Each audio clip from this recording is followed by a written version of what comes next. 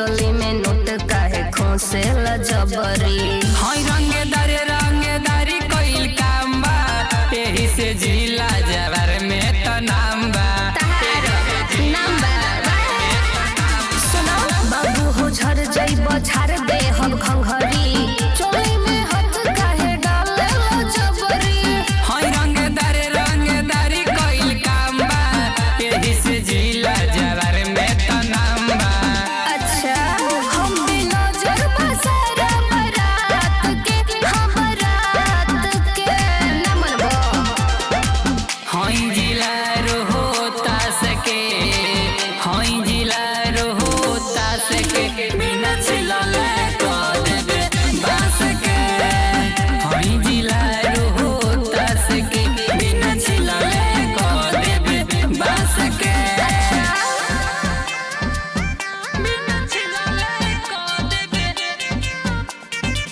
बास के।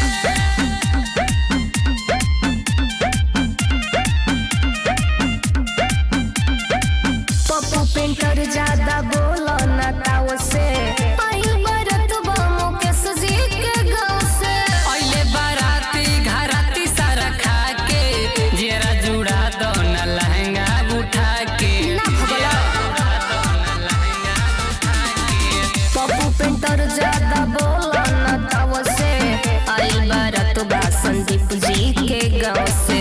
पहले बाराती घराती सारा खा के, जेरा जुड़ा दो न लहंगा उठा के।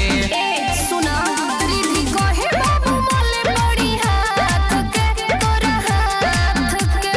ताई सुन तो बोला हई जिला रोहता सके, हई जिला रोहता सके, बिना छिलले को देबे बास के।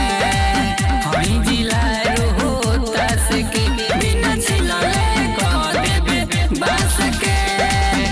ताहरा से कुछ ना उखड़ी, बुझला कि ना।